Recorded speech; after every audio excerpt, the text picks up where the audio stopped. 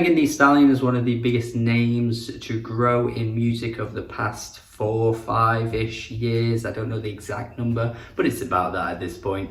And she has seen massive success with obviously her feature with Cardi B, which was one of the biggest songs during the lockdown COVID era. I've always wanted to like her more than I do like her. I think there's definitely a good rapper there at the core of what she puts out. But unfortunately, I think really since Fever, which was probably her best project to date, she's fallen in the trap of kind of relentlessly rapping about the same topics, using similar flows, beats never really varying up too much, and even bordering on some really horrendous songs, which she did on her most recent release before this one, Good News, which had tracks like Body on it, which I absolutely thought was atrocious. I just think her potential hasn't been fulfilled. There's a really good rapper there. Whether she is a great rapper at this moment in time, I don't think that's the case. I will say this new one is certainly an improvement on her last one, although the bar was already pretty low in my opinion. But even still, I'm not entirely fully sold on this release, I've got to be honest. It definitely has some of her best songs on here to date though. I think it starts off pretty well with NDA, which is lively. It's got a lot of energy behind the rapping. I think the track Ungrateful immediately after is probably the best on this whole thing. It's great to be a Key Glock fan and see him featured on a Megan Thee Stallion album. I just love that. I love to see that. I think it's a really good feature as well. It's so snappy and cold. It's exactly what you want from a hip hop track. It just feels so just menacing and straight to the point, and I just feel like there's no wasted time. Yeah, sure, again, not exactly every line is an absolute hit. There are some misses, obviously, but I kind of just come to expect that from Megan at this point anyway. But then you kind of start to hit, you know, your typical stuff that Megan's given you like 10 times already in the past on the same album anyway.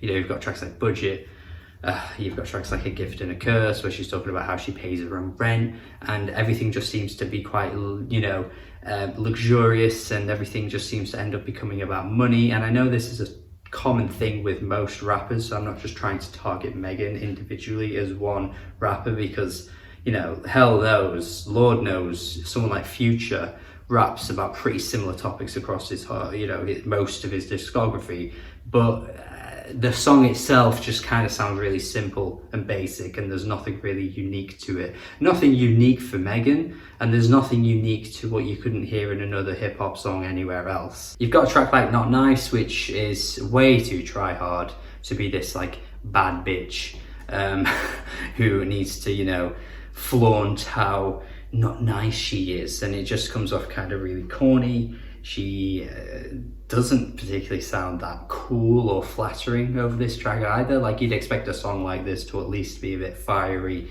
and edgy in your face, but a lot of her lines just come off as a bit like, oh really? You just sound like a bit of an annoying person, if anything. I at least want to commend her later on for at least touching on something that feels very unique to Megan, which is the track Anxiety, where she's talking a little bit more about personal issues and how, you know, each day she doesn't always feel her best, and she's having to, you know, kind of apologize to her mum for not being what she probably wanted Megan to turn out to be, that kind of thing. Like, it's a pretty deep and personal track, but god damn, this track, man, it just doesn't have the right tone at all. Like, the lyrics and the beat and the way she's rapping, just all is a complete misfire and mismatch. She's just rapping the exact same as she always does, but obviously this time the lyrics feel really deep and personal. Like, why would you not, I don't know, change the beat a little bit, make it a bit softer, rap a bit softer as well, maybe even sing a bit more on this track, because she does choose to sing on some other tracks,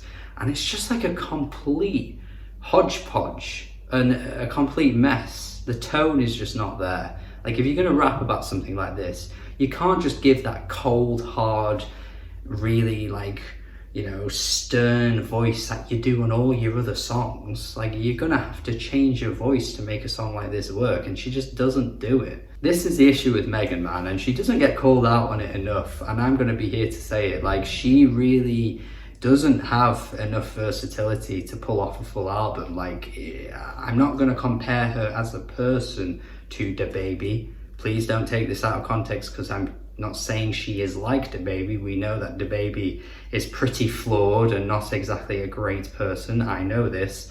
But in terms of how they rap and the kind of songs they both make, they are very similar, and yet DaBaby gets bashed on for making the same song over and over again, but Megan just seems to get away with it. But Megan is about as versatile as DaBaby, but there just aren't enough memes out there saying that Megan isn't versatile, but it doesn't mean it's not true. They were on the same XXL freshman year as well. Like, they came up at the same time. They both got massive at the same time, and they've both followed the exact same path of just basically derivatively giving the fans the same song over and over again.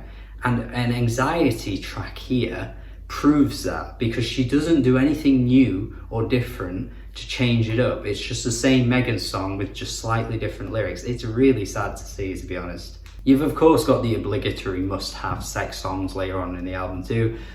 You've got Who Me, which is the track where she expresses that if she doesn't come 3 times, she can't sleep at night. And then you've got Red Wine, which is raunchy as hell. Like, this is the raunchiest song in the whole thing, I'll tell you that right now.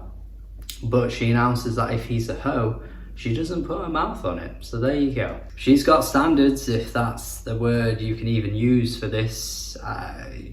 Yeah, I guess that's the word you could use. Consistency has the Between the Sheets sample that is famously used in Big Poppa by Mr. Notorious B.I.G., a very famous song, a very famous sample. Isley Brothers, if it's a good sample, it's 90% of the time going to be the Isley Brothers, because they are just unbelievably incredible and are so sample based in their music. Like, the amount of samples that has been produced from an Isley Brothers song is insane. But yes, of course, we're hearing it here again.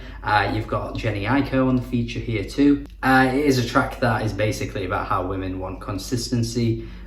Pretty key to a lot of what you hear women tending to say, so you can, obviously see where this song comes from. The line that baffles me though is where she's like, come and spend the night, you want a bitch that's as fly as me, or whatever she says. It ain't nothing but a flight. And I don't know if I'm missing what this means or the context of what she's saying here, but is she basically telling a guy to come over and all it'll take him to get there is just a flight? Like, is that a normal thing in America? Like, you're texting someone and it's like, look, I'm in LA, you're in Texas, you're only a flight away, come on, just pop over. It'll take you like 10 minutes. Like, is that a thing? Like, that's crazy. But yeah, even besides that, it's pretty typical stuff. It's got a good hook from Jenny Aiko, to be fair. The track Flip Flop has Megan singing the hook, and I think the hook is really limp on this one. So, in my opinion, I think she should utilize more features more often, because when they do come through, they sound really good, and if they've got a good voice, they make the song stand out and pop really well, like Jenny Aiko, or even like Dua Lipa. I will say this track hasn't massively grown on me, but I appreciate it a little bit more. The chorus feels very familiar. It's got like a mix of like a UK dance song that was pretty big from a few years back, and also There's Nothing Holding Me Back by Shawn Mendes. Like, I feel like the melody is an incorporation of that, basically sung by Dua Lipa. It's okay. The lyrics, again, aren't particularly anything special, but I at least prefer the poppier side to Megan, I think. Because honestly, a lot of these tracks, I'm not really going to remember going down the line in a few months.